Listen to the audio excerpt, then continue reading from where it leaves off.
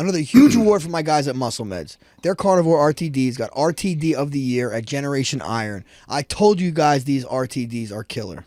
Roger that. Carnivore RTDs are loaded with 40 grams of beef protein isolate without any fat, sugar, or lactose. These are a must-have for every single workout, guys. Exactly. Plus, they are slamming. You guys got to get on these RTDs. Carnivore RTDs are the way to go. Real show, here we go. Real show, here we go.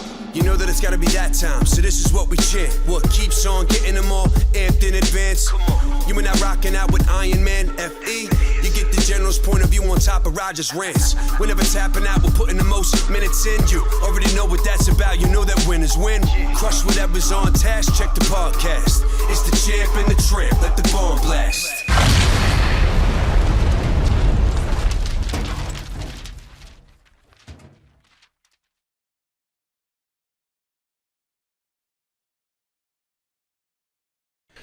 What's up? Our apologies. First day with your new mouth? Spencer had a little bit of technical difficulty, but we got it under wrap.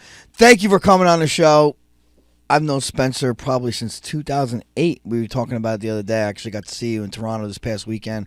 Yeah, you could turn your phone the other way if that's easier too. Well, it's me balancing it on my lap as I'm talking to you. Perfect. Yeah. But I've known Spencer, since 2008. He's been to many UFC fights. He's a new actor. I don't know if it's new, but he's been an actor on a couple television shows.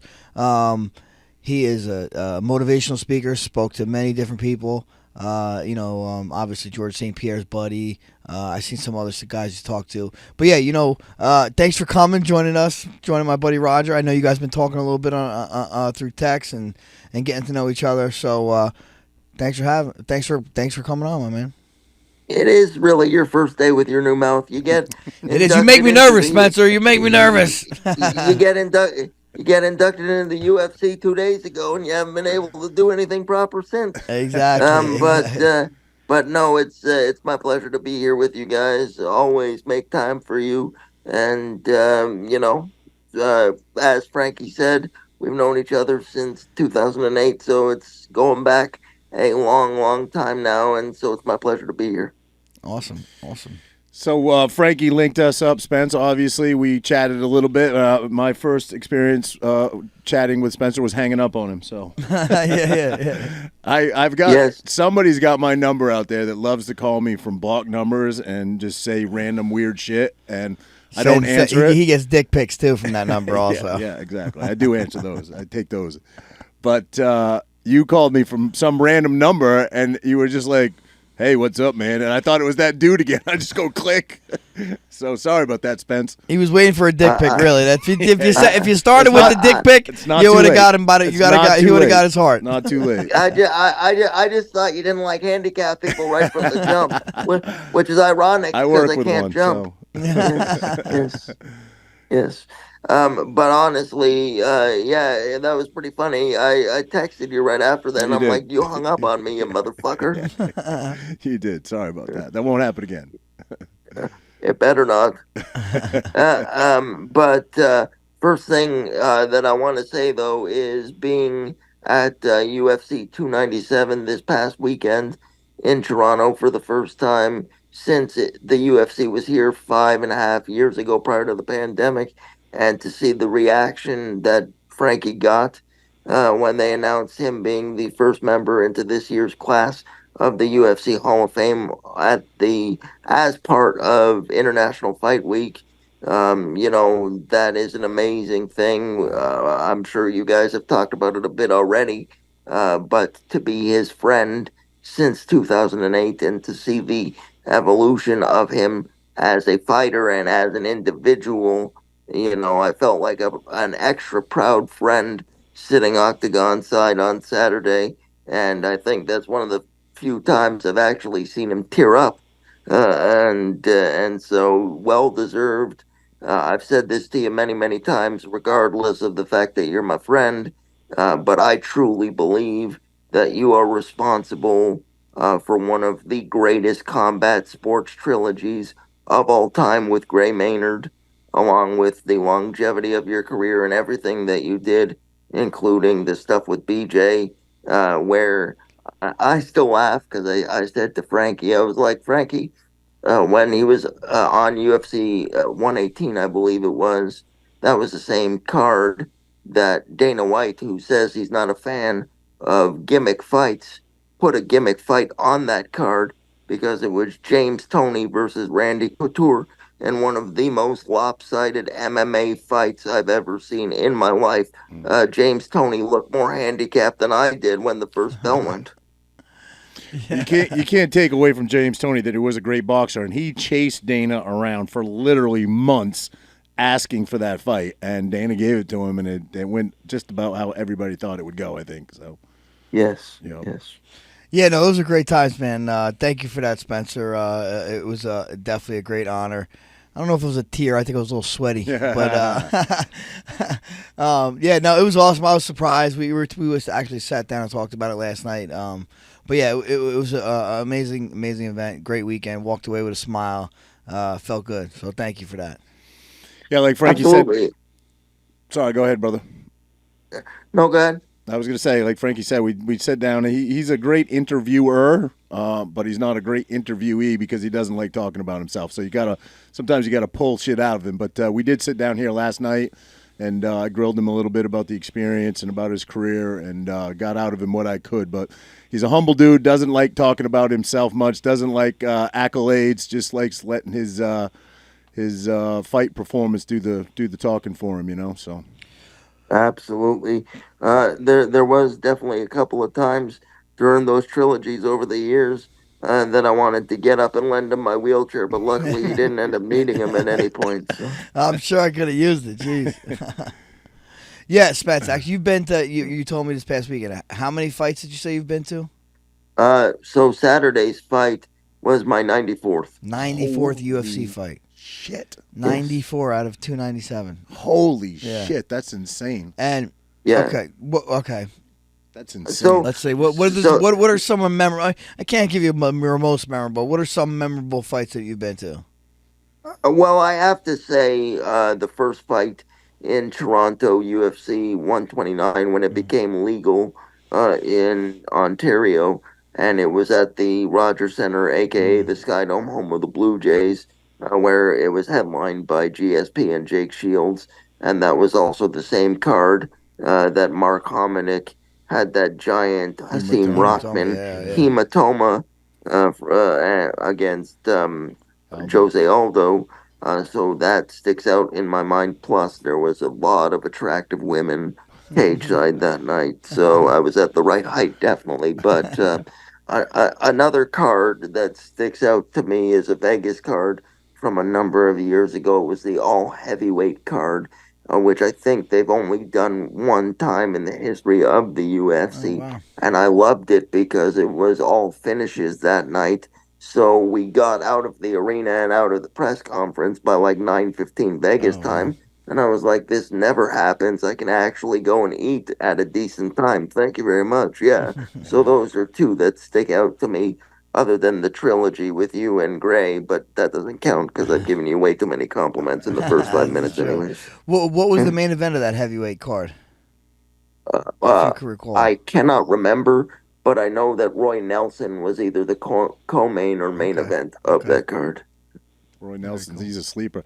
That's the thing about the heavyweights. You know, they might lack speed and agility, but there's usually someone's going to sleep, and that's kind of makes up for it. You see, I just seen a video of Sarah Gone boxing. Yep, true. Some heavyweight champion fighter, or at least an Olympian or something like that. And dude, he was kind of giving it to him, man. Exceptions to the rule, like and Sarah he Gone, looked good, man. He looked good. I honestly, and I said this to Frankie when we got together over the weekend. I said, I'm interested to see what Ngannou does against Joshua. I don't think he's going to win, but I do believe that he's going to hold his own and look way better than people are giving him credit for, because if he landed a couple more combinations against Tyson Fury, who's to say how that would have gone, because there was a lot of gray area there at the end. Yeah, you know, So a lot of yeah, you're right. You're 100% right. A lot of people think, some people say Ngannou may have won that one. I don't know. It was very close, but he did put down Tyson. And I think if he does beat Anthony Joshua, no one's going to be as surprised as they were with that Tyson Fury fight. Because now people are going to anticipate it a little bit. Yeah, and the other thing on that same level, the Saturday night main event between Strickland and DDP, I was surprised personally that they didn't give it unanimously to DDP. I know you have to take the belt a lot of the time from the champion, but I believe that DDP did enough to win that unanimously. That's my own opinion. Obviously, the scoring was all over the place that night. I was interested to see how the fight would go, and for a night of fights that wasn't necessarily the best, I felt like it was a good main event at least. Yeah, no, for sure. I mean, even the girls, they brought it. They brought it to the best they can. They were looking for finishes. I just think there wasn't many finishes on the main card. I think only one, right?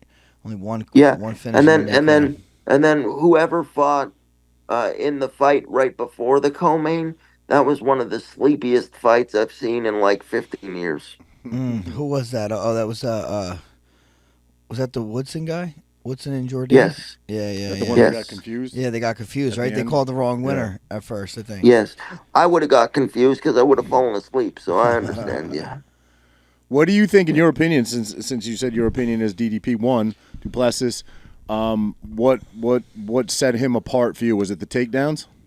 the takedowns. I know that they've changed sort of the scoring a little bit in recent years, as opposed to focusing more on damage. But you cannot take away from the fact that he took Strickland down. I believe all told 4 times in 5 rounds. I think three. So if Yeah, he did, yeah, 3 times, 3 or 4 at least. Yeah. Yeah, so if he did not do that heading into the last round, I could have seen it very, very close. But due to the takedowns, that's how I had him leading. And if Strickland didn't finish him, which he didn't, I would have given it to him unanimously. Yeah, I watching it there, I did think Duplessis won. Although I had Bilal and Rockhold behind me, and they kind of were like, seemed like they were against the Strickland, so they were like, "Oh, he got that, he lost that round." So that was influenced me a little bit. I kind of like Strickland. I was pulling for him a little, but I do think that Duplessis was the guy pushing the fight. He was the guy bringing the fight, plus the takedowns. Now, I do think you need to like if you get a takedown, you need to either hold position, get a dominant position, or like score. Good ground and pound for it to really count. If the guy gets right back up, I mean, it's definitely it's got to be somewhat offensive. Some control there. Yeah, Yeah, but it's then all dependent also.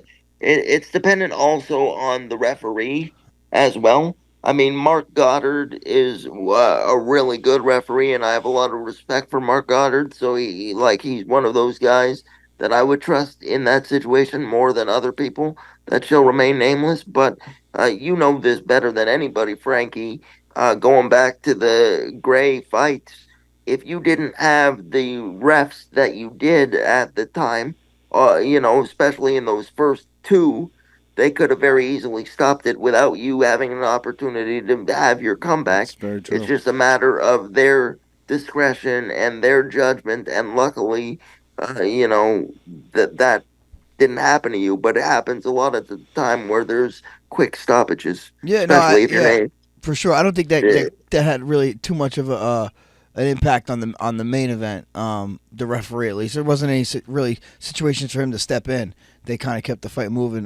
But then when you look at CompuStrike or whatever they call it now, like was Strickland way ahead. outstruck He him was way every ahead. round. It's like Yeah. watching it in the arena, he looked like he wasn't the one dictating the fight. It was really Duplessis, His but he jab landed more. did a ton of He just damage landed so too, much yeah, more, and his yeah. face was chipped up. Yeah. And it looks like that cut ended up being a headbutt. Accidental On the headbutt. way out, yeah, he went for a Yes. shot, and Yeah, and as but he stood came up. on the Yep, way out, yeah. he caught him, Mhm. and it was a bad Yeah, spot for the Yeah. cut. the interesting thing is that we are not more than just over 2 days removed from that fight as we record or 3 days removed as we record this right now, and the trash talk has already started once again on Twitter or X or whatever you call it this week. And so I find that interesting for sure. Yeah, oh yeah, but that's great. Strickland's always good for that stuff, and I don't know if he's trash talking, but he's trying to just make his case for a rematch. He's saying, the only reason you got around off of me is because of the headbutt, this and that. I don't see what DDP's saying, but I didn't I see know that. Dana said he thought Strickland won, but he said he's not going to do a rematch. He also said, I'm one of those guys that believes you have to take it from the champion, and I don't feel like Duplessis took it from Strickland. But I didn't see that. I didn't see these guys trash talking at all. I don't know if it's trash talking but I did see him the next day. He was like up on a ladder putting in an air conditioning unit with his face all but the dude's a madman. Oh, Strickland? Strickland. Yeah. He's like up on a 15-foot ladder. He's like, I don't know, man. I'm out here working on my house. I got to put this AC unit in because I'm a cheap bastard. He's like, but I'm at the top of the ladder now, and I still got to go up. Do I just go up, guys, or do I get a bigger ladder? So it's great. The dude's a maniac. So, but I love him. Yeah. The one thing I will say also too is that was the first time on Saturday in a long time that I was at a fight. Actually, 10 years, because I was friends with Lorenzo and Frank, and then when the company sold, I never really had an opportunity to go to many fights since then.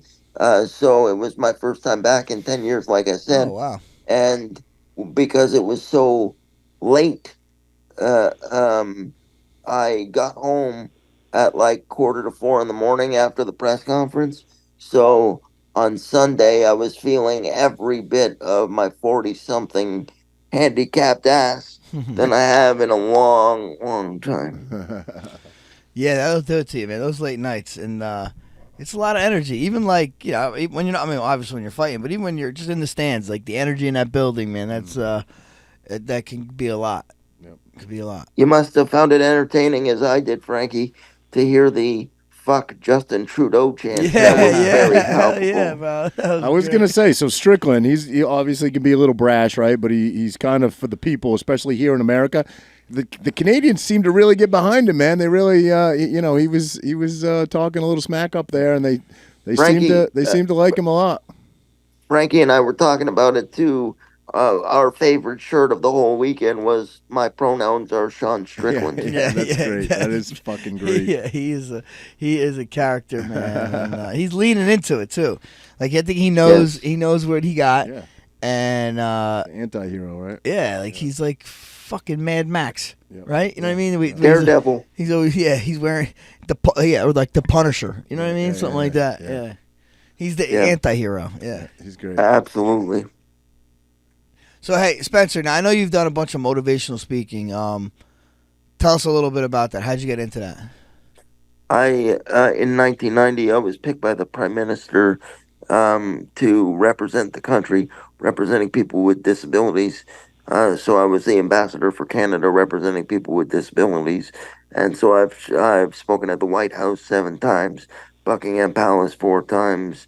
I worked with Michael Jackson and Prince and so many other musicians over the years, and doing different motivational things and introducing them on stage at the beginning of shows, and that's how that started. That's awesome. That's crazy. The Buckingham Palace, the White House, and Parliament, Canadian Parliament. That's pretty impressive. I know, I'm pretty impressive. I got a little nervous when you brought up Michael Jackson, though. I'm gonna be honest. It made me a little nervous. Shut How old were you? Shut up. I was older than Macaulay Culkin. That's all you need to know about that. But at the end of the day, and we've all talked about this in varying degrees. People see my wheelchair and they judge me for my wheelchair, even in 2024. But my wheelchair does not define and has never defined who I am. It just is a device that so happens to help me get from point A to point B. And so I've said fuck you to everybody who has not believed that a person in a wheelchair can achieve these great goals, and gone ahead and achieved them for myself. So that's absolutely. Amen. Yeah. Mind's a powerful thing. Yeah, you have a lot to be proud about. Also, now what's the? It was like the 24, right? The 24 spinoff you're on with. I'm on a show called Designated Survivor. Yeah, yes. Designated Survivor. Yes. With Kiefer Sutherland, right? Yeah. Yeah, it's on Netflix. You should check it out. Plus, I'm doing some other projects as well that are very exciting. Can't talk about a couple of them, but one that I can talk about right now is a comedy drama that's coming up called Clutch, where I play a sports agent, kind of like Jerry Maguire. Uh, Show me so, the uh, money. yeah, that's correct. Except I'm going to tell people to show me a flight of stairs. But yeah, it should be fun, and hopefully people will really resonate with it. That's great. Yeah, that's great. Yeah. You enjoy doing acting? I do, yeah, I do. It's a lot of fun because you get to stretch yourself and play different versions of yourself. I like it because sometimes I can find it very therapeutic in terms of the fact that if I'm stressed out from somebody or a group of people or something that's happening in my life, I can put it into my character on set for the day, and that's amazing. So anytime that I get to be a part of a television show, a movie, a commercial, or anything like that, it's enjoyable because not only do I believe in the projects and I'm grateful to have a job, but I believe that I bring something special to the cast and the crew too. Very cool. How do you deal with the nerves? I mean, motivational speaking is not an easy thing to do. Obviously, you're up in front of a crowd, sometimes hundreds, maybe thousands of people. What do you find the most challenging? Is it the acting? I mean, you have your own podcast. You do the motivational speaking. What do you find for you, Spencer, that challenges you the most? Well, the only thing that is really challenging is not to be complacent. And what I mean by that is, when you've been doing it as long as I've been fortunate enough to be doing it and work with the people that I've worked with, you can get bored and you may fall out of love with it. Mm. And I always tell people if you start falling out of love with your job or with whatever it is that you're doing, stop doing it. Mm. And for me, still to this day, whether it is the motivational speaking, the podcasting, or the acting, before I do a big interview or before I get out in front of a big crowd or before I go and do some takes, my heart is still going 350 miles an hour of nervousness because that's a natural reaction. That means you're doing something right. If Yeah. that stops, then again, it's a signal to get out of it. Right. But as soon as they say action, or as soon as they say, uh, you know, and coming to the stage now is Spencer Miller, a switch goes off in my head, and I'm like, all right, time to do my job, and then I do it, and then that's it. Yeah. It's awesome. If you're not growing, you're dying. That's right. Correct. Yeah. Which is ironic because I can't really grow while I'm sitting down, but that's a whole other thing entirely.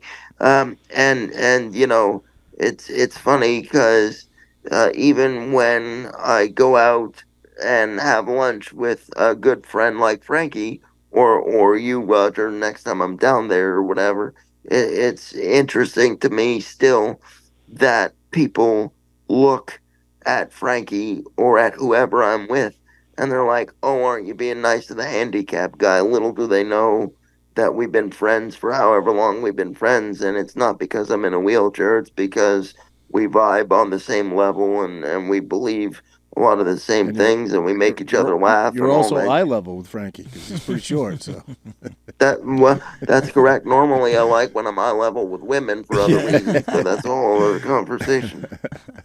No, you're right though, man. People that look at that, man, they're just short sighted, and they need to see the world and meet more people in it. That's what I think. Because Yeah, once people, there's no difference in us. There's no difference between me and you. We just get around different ways. That's about it. That's right. exactly correct. And full disclosure, after Roger hung up on me and I called him out on it, and then he called me back and we had our conversation, I said to him within the first, I think, 3 minutes, I said, "Hey, um, are you and your ex-wife on civil terms now?" And he goes, "Yeah." And I go, "So you guys are decently, Mm. friendly with each other now?" And he goes, "Yeah." He goes, "Why?" I go, "Cuz when I'm on the podcast, I'm going to say something and I want to make sure that you were good with it still." And he said, "Okay." And so what I was going to say is I'm pretty sure if I spent 5 minutes alone with his ex-wife, she could make me walk in no time. She made Roger run. For me, she was like that lady from Misery that smashes your legs. Yes, No, but I'm this would kidding. be We're cordial. We're cool. We co-parent well, so yeah, it's all good. And Yes. hey, my man, you want to know? I'll text you her number. You shoot your shot. Shoot your shot. She's dating No, a I young don't buck wanna now, so. I don't want to end up having her chase me with a golf club circa Elin and Tiger Woods or Oh something like shit! that. So, No, shoot your shot. She'd love you. I'm You sure brought up I'm something. sure. I just want to circle back for a minute. You brought up something. You made a good point before with referees in there, right? And Frankie being allowed to continue with the Gray Maynard fight, especially the one where he was so badly rocked. I mean, he was really kind of out on his feet, and he came back and he ended up winning that fight. It was huge, but we've I think it'd be fair to say that you had a ref in there that let you do your thing, right? But you also feel like you've had some fights where they did step in too early. And I remember you saying, I don't remember his name, but he's the little ref. Get the neck tattoos. You said that's like your favorite ref because he doesn't get involved. And I thought that was a great point. I was like, Keith Peterson. Yes, Keith Peterson. I was like, what do you mean by that? And he's like, a ref should not get involved unless he absolutely has to. And that was a great point. The best ref you don't notice. That's you don't even know is there. Best. That's the best ref. Yeah, that's why everybody hated Steve Mazzagatti back in the day. Right. I mean, as a fighter, I want to say that the best ref is a ref that you don't know is there. But as a health person looking out for people's health, probably the best referee is that someone's looking out for the best interests of the fighters. Yep. So are you saying? Let me ask you this then, Frankie. Are you saying that even though we were happy that he gave you that leash, so to speak, to come back and win those fights, are you saying in retrospect that he probably should have stopped it because you got rocked as much as you did? No, he made the right move. I walked out of there. I was okay. Personally, for me, I want to die. I want to die in there. Yeah, that's what I want to do. I don't want. You never stopped moving. Yeah. I mean, it was clear, I think, to people that you were like Rocked, almost out on your feet, but you never stopped moving. Right. Remember that back roll you did? Yeah, I felt like I was even throwing back too in between. You never stopped moving. Yeah. And I think that's the thing. As long as you're protecting yourself and you're fighting back, staying alive. Yeah. You give the guy the benefit of the doubt. That's how I feel. Yep. Yeah, we agree. You know who I miss, by the way, as a side note? I miss Stitch. I Stitch loved was when great, man. Stitch was Stitch there, was yeah. great. Wasn't there a little controversy? Didn't he feel like he got done dirty? Yes. Yeah. He did. He was up for a contract renewal or something. Yeah, they didn't want him to use his he had his own raps. He had his own raps. Oh, that's what it was? Yeah. They didn't want him using those raps or something along those lines. Yeah. He went over to bare knuckle, didn't he? No, I don't know. I mean, Bellator, maybe? I don't know. I mean, he does all the boxers. He does Tyson Fury. I mean, he does all of them. Yeah. Yeah, he's legendary in the business for sure. Oh, yeah. Yeah. And you know who else is legendary that we both saw at the fight on Saturday that is universally loved throughout all of combat sports is arguably the Bob Barker of combat sports. And of course, I'm talking about the one and only Mark Ratner. That guy has been in the fight game since the early days of Tyson and all the big fights and the ear-biting fight and the flying man into the ring and all the rest of this stuff. This guy, I believe, is about to turn 78 years old, and he's not stopping anytime soon. This guy just loves his job. Yeah, no, he is, man. He helped, get pushed the UFC get passed in New York, because he was the head of the commission in Vegas for years. So, yeah, he once he joined the UFC, he did a lot of good things for them. He's just a man. He's been around so long. He's a legend. Yeah, and I love the fact that he's rocking the old school tweed hats and everything like that. Not a lot of people can rock them, but he's doing a pretty good job at 78 years old. He's a throwback for sure. Yeah. I still can't get over 94 UFC events. That's absolutely insane. I think I've been to 10 maybe, and I thought that was a good number. It pales in comparison to your stats, but I got to ask you, If you wanna take Frankie out of this equation, you can because he's sitting in front of you. But do you have a favorite UFC fighter? I'll do a lead in here. Frankie's obviously mine, but followed very closely by Dan Henderson. No, no, because I made so many great relationships and so many great connections over the years. I hold a select group in the same level, and Frankie's in that, along with George St. Pierre and a Yeah. few others. And one of my favorite stories is I forget what fight it was. Maybe you can think of the number, Frankie, but it was one of the fights that Frankie was doing, and we were in Vegas, and Clay Guida was on the card as well. And Clay is a maniac. We all know this. He's the Tasmanian Devil for a reason, but he has a heart of gold. And it was the first time that he had ever met me at backstage at the weigh-ins, and I'm sitting there and I'm talking to Dana, and Dana introduces me to Clay Guida and whatever things, and I go about my business, and they're all sitting in a row waiting to line up to go out for the weigh-ins, and Clay Guida, unbeknownst to me, starts going around to everybody that's sitting waiting to start the weigh-ins and goes, "You want to sign this shirt for my buddy in the wheelchair down there?" And so he's going around chair by chair doing this, and he gets to Frankie and he goes, "You mind signing this for the dude in the wheelchair down there?" And he points to me, and Frankie goes, "You mean Spencer?" And he goes, "Oh, you know him?" And he's like, "Everybody knows Spence. He's friends with the Fertitas." And he's like, "Oh crap, my bad." And then he came and apologized to me because he never met me before. It was pretty funny. Clay's a good dude. Yes, He's always like that. Always trying to hook people up, man. He's awesome. yes, yeah. One of the other funny stories that I can share with you is I'm sure, Frankie, you remember Stephen Quinn. You know who Stephen Quinn is? Yes. Yeah, he's another gentleman in a wheelchair too. Not sure what he has, but he's been in a wheelchair his whole life. He's usually at a lot of the He UFCs is, right? and sits. He's had a bunch of them. uh, Yes, and so at one point he kept being like, "Spence, we got to race. Spence, we got to race," and I'm like, "I'm not fucking racing you, dude." Finally, at a fight in Toronto, he is at the hotel, and I'm at the hotel, and I'm having breakfast with a couple people, and he's like, "Spence, we need to race," and I'm like, "Fine, fuck it. We're in my hometown. I'm gonna do it." So we go to one end of the lobby of the hotel and we race.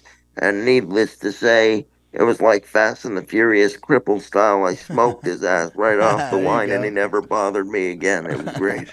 You got nitrous on that shit. thing? Yes, go gadget cripple. Hey, that might be a new thing, man.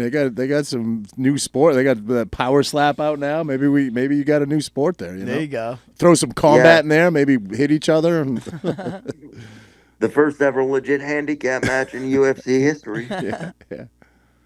The stand up game would not be great, but the ground and pound would be awesome. Perfect. There you go. There you go. Yeah. Well, So Spence, what do you got? Anything coming up? Any other gigs like motivational speeches coming up? You have. I know you can't really speak on some of the projects you have. I think in the acting business, but anything you can tell us about? Well, I'm always busy and whatnot, so I'm going to be doing a few combined tag team motivational seminars with a good friend of mine by the name of David Hooker, who is another international motivational speaker. So going to be doing that, and then going to WrestleMania 40 in the beginning of April, Oh, well, where's that? Right near you guys in Philadelphia Oh, nice. at Lincoln Financial Field, and then a week later I'm going to Vegas on April 13th for UFC 300. nice. Oh, yeah. Oh, yeah. That's a stat card. Oh, yeah. Are there still Well, fights to be announced on that? I don't think so. Okay, I mean, they might surprise us with Yeah. something. well, I think Did they announce the main event? Is it Bilal versus Leon? It might be. I think so. I know that during the press conference, Dana said that today was the fighter meeting or the meeting to discuss UFC 300 and what's left on the card. Mm, I don't know if anything came out this afternoon, but no as of wonder. Saturday, they had not announced the main event yet. They just announced earlier last week the BMF belt is once Oh again yeah, that's right. stupidly up for grabs between Gaethje and Oh man, that's Holloway. just an amazing matchup Listen, though. it was cool. It was cool to do it for one novelty fight with Masvidal and everything like that, especially with the way that he originally won the belt. But then after that, what the hell's the point? I get it, but I just like the fact you're going to see Gaethje and Holloway fight Mm. 5 rounds. Yep. I mean, that's just a monster of a fight. Yep. Just wonder if Gaethje's a little too big, but we'll see. Let me ask you this, Frankie. Out of your lengthy career and everything that you did, because you had a very lengthy career, luckily, is there an opponent that you wanted to face that you never got a chance to face, or a dream opponent that because he never was able to make it into the UFC from whatever other promotion he was in, that you couldn't get done? Not really. I fought everybody, and my thing was like I never really cared about who was who. I always wanted to fight the best because I wanted to fight for the title. But I guess at the end, I think we could have got matched up. It never happened. I think just because he was hurt or scheduling or whatever it may be. But Dominic Cruz, I think we're kind of both the tail end of our career at the same time. We were both champions of the UFC at the same time. When I was a 55-pound champ, he was a 35-pound champ. I thought that could have been a cool little history, but never happened. Can I butt in there for a second? The fight that I wish had happened, and it was definitely talked about for a bit, but I could be sitting on Frankie's fucking yacht right now instead of doing fucking podcasting. Conor McGregor, man, I wanted that to happen so bad, and all of Frankie's friends. I can speak for a bunch of them because I heard it. I was one of them. We were like, bro, just start talking smack, start talking shit, start being, And he's, fucking humble Frankie's like, what am I gonna do? Am I gonna change who I've always been so that I, become a Conor and talk shit like him to get that fight? But it was definitely talked about. But if it was signed on the dotted line, he has a weapon, Frankie does, that not a lot of people do. And as soon as that got signed on the dotted line, he very easily could have picked up the phone and said, "Hey, Spence, I'm going to fight McGregor, and I want you to be at my press conferences so you can shit talk the fuck out of him. Because you know Yeah. that I would shit talk the fuck out of anybody." Yeah. And so I would have no problem doing that. That's the one I would have liked to seen happen because that is life-changing money, and I would, nobody deserved it more than Frankie, in my opinion. And like I said, I could be sitting on his yacht right now. We could be in the Caribbean right now. Give my little banana boy. What was it? Was that Cabana boy? Cabana, not banana. Cabana boy. What's on your mind? What's on your mind? Banana boy. Yes, that's a whole other show. It's a whole other show. Yes. So. So okay. Then I'm gonna throw this out to you. I know that you are working on your school right now, and Roger, you're doing a bunch of different things as well. Always have your hand in a few different things. But as we sit here relatively still at the beginning of 2024, what do both of you want to accomplish over the next 11 and a half months so that you can look back at this time next year at the beginning of 2025 and say, fuck, I set out to do that last year and I achieved it? I don't know what you've been reading about me. You said, I got my hands in a whole bunch of things. I'm pretty, I don't have my hands in as much as Frankie does. I'm living a pretty simplistic life. The TV days are over for me at this point.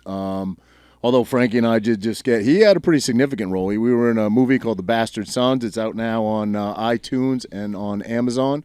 You guys can check that out. That was a cool experience for me. It was just kind of something that came to us that we didn't pursue, but it was a great experience. So that was awesome. But honestly, you said in the next 11 months, my kids are 7 and 9 now, and you only get so much. Jordan Peterson has a great quote about it that I don't want to mess up, but you only get so much time with your kids that they appreciate you and they want to be with you and they want to spend time with you.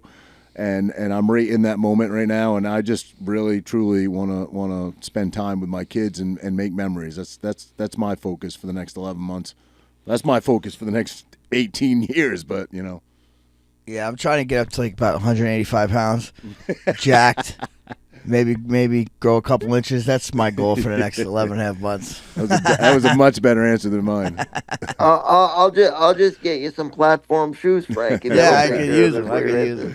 No, honestly, I want to sign up a boatload of students. I want to build a good culture, a good atmosphere in my school. Start building the next generation. I want to make my motto for my kids is going to be nobody's bitch at my gym. That's kind of what we're going for. That might be the creed. At Iron Army Academy, we're nobody's bitch. That's what I'm going for. Except for Spence. Yeah, that's fantastic, and I have no doubt that it's going to be great. And you're absolutely right, Roger. When you're in that scenario with your kids, you got to take advantage of it as best you can, especially because you never know what's coming around the corner. So that's always a good philosophy to have. And so, is there anything else that you guys want to throw out at me before we wrap this motherfucker up?